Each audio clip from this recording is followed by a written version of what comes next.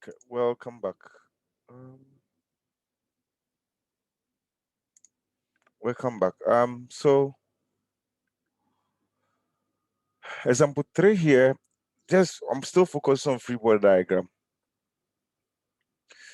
This is like a piece of wall. Let me whether I can draw this in 3D. A piece of wall, and then you have some cylinder that is lying in it, or a piece of wall then with a ball, a sphere. So he's making a contact here. It's also make a contact here. So what you see here is like a section, a cross section. Okay, that is like a cross section. So we need to draw the free body diagram of the sphere or the cylinder. Okay, whilst it's making contact here. For now, let's say we are neglecting friction. If you are, yeah, let's say we are neglecting friction. All surfaces are smooth. All surfaces are smooth. So free body diagram, as I said, you disconnect or you detach. You draw the object which is detached from the other objects. So the other surfaces are this and that. So we're going to detach this. So we draw the ball or the sphere on its own. Okay, on its own. When we finish, let's say the angle here is like what do you want to do? 60 degrees. That's the angle here is 60 degrees. So what I'm going to do is that I'm not going to draw the surfaces, but I'm going to draw some lines here just for to show the contact surfaces. Okay. So there is a weight of this coming down. The weight always come down. That is mg.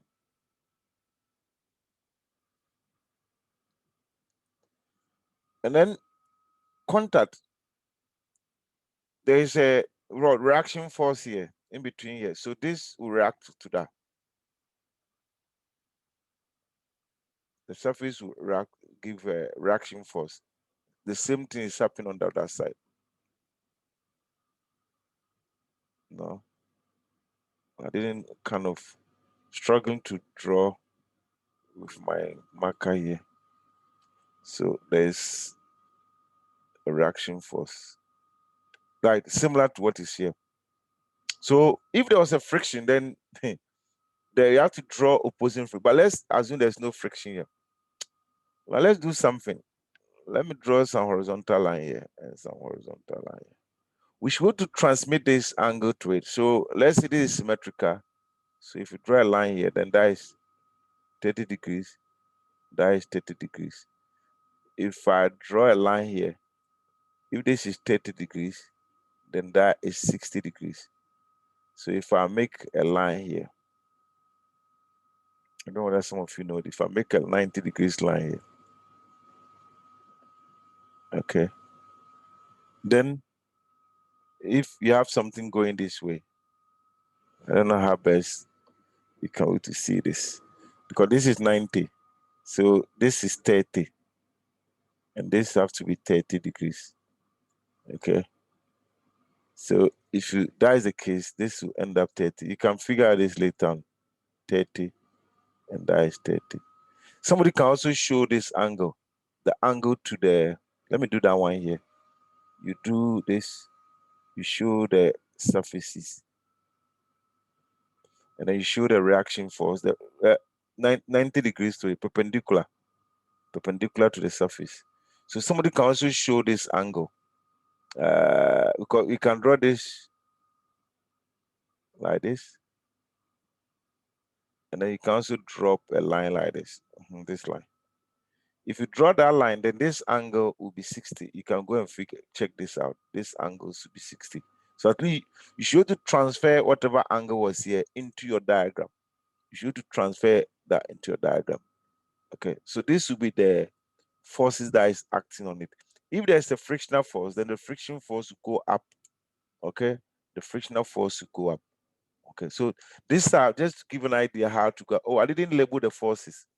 Let me call this point, I didn't label the forces. Okay, so let's call it R1, R2. Yeah, I have to label the forces. But if it's symmetrical and this surface is the same as almost the same, then it has to be R and R. They have to be R and R. Okay. Okay. So that's how to go about drawing free body diagram. Drawing free body diagram. We're now going to start working. Let me see whether I can work one example before this video work. Okay. So now we're now going to compute unknown. So we're going to start with 2D. Maybe I'll do 1D before I go to 2D and later we'll go to 3D. So we said in general, if a particle is in equilibrium, the sum of forces is O in general. And then that's in 3D.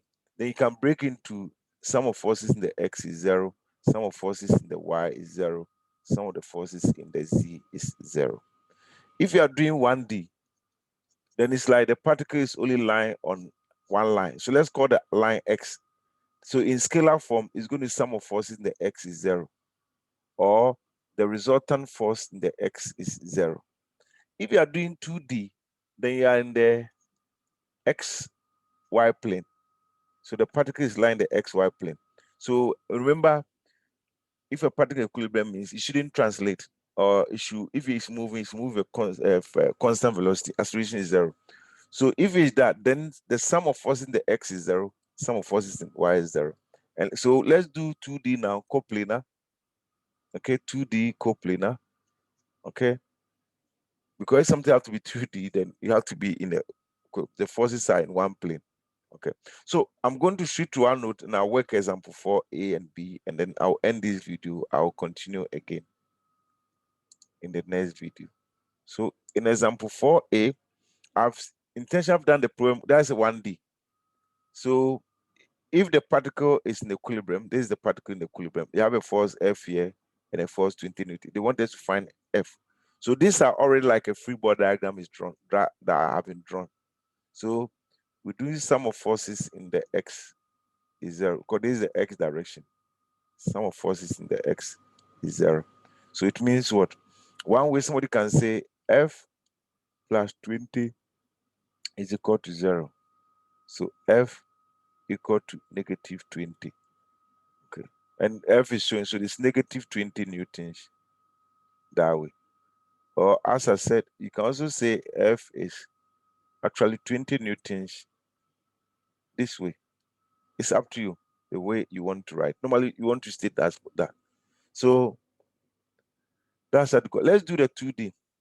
2D, as you could see, is like normally nobody have an X and Y. So yeah, but you can take this side as your X and this side as your Y.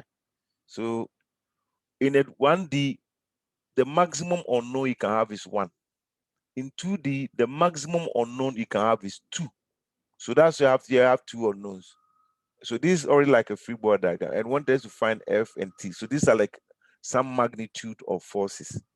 So your equation will be summation of forces in the X is 0. Let's apply that first. If you do that, you're going to have F here and then T cosine going here. But the question is that if you do that, you're going to have equation in that. And then later you go summation of forces in the Y. So you have 2 simultaneous equations you solve. But I want to say something. It's not all the time that you need to do X before you do Y. Always look at the problem. Always look at the problem. In this problem, F is only in the horizontal. T is diagonal. So T will have a component both in the horizontal and then the vertical. So it means if I start with summation of forces in the Y equal to 0 first, that is, I'm summing the forces, forces in the Y equal to 0. And let me say this is the way, I believe I've said this in class before. This is the way I sum forces, especially if the object is in equilibrium. Then I can say forces upward equal to forces down. Or somebody can say T minus 40 equal to 0. It's up to you. So I'm going to do that. So this is the cosine part and that is the sine part. So it means T sine 30 is equal to 40. That's equation 1. Okay? That's equation 1. But if you know sine 30, I believe is half. So T here is equal to, if you work it out, I believe it's going to be 80. I don't know whether I did this well. half if you divide to flip one, so I finish 80 here. And then you do, and this is what I said, you can also write it as t sine 30 minus 40 equal to 0, or 40 minus t sine 30 is equal to 0. It's up to you. The forces have to be balanced. So you can say the algebraic sum of the forces is 0, or forces this way equal to forces that way. And that's what I like to do. And then it says summation of forces in the x is 0. I like to put a semicolon here. We are not adding. It's not like when we used to find resultant. Here it's an equation. So what happened is that I'm just going to write f to the left, and then to the right is t cosine 30 degrees. And we already know t. T is what? 80. So this will be f equal to 80 cosine what? 30. If you want to keep it exact, no problem, because cosine 30 is as if root 3 over 2. So this will be like 80 times root 3 over 2. So that will end up like what? 40, is it 40?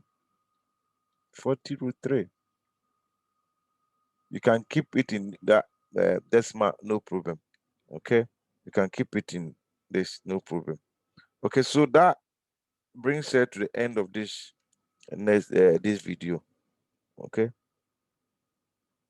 that brings us to the end of this video. I will do the next one where I'm going to work more kind of examples, more examples. So I've intentionally picked 2 examples. It's like already the free body diagram is drawn. So this is 1D and that is 2D. So it's like we're taking our x on this side and our y here. And I don't know anything about positive x, negative x. I don't really know. Okay. There's a sum. I do forces pointing one side. So in this case, this arrow is going to the left, right? This arrow is going to, so I'll sum them. Okay. And there's nothing going to the left. That's why I put 0 here. But here, I do upward equal to downward. Then here, I did those to the left is equal to those to the right. And that's what I wrote here. And then you finish. Okay. So this video is ended. I'm ending it now. I'll record the rest tomorrow. Bye-bye and thank you.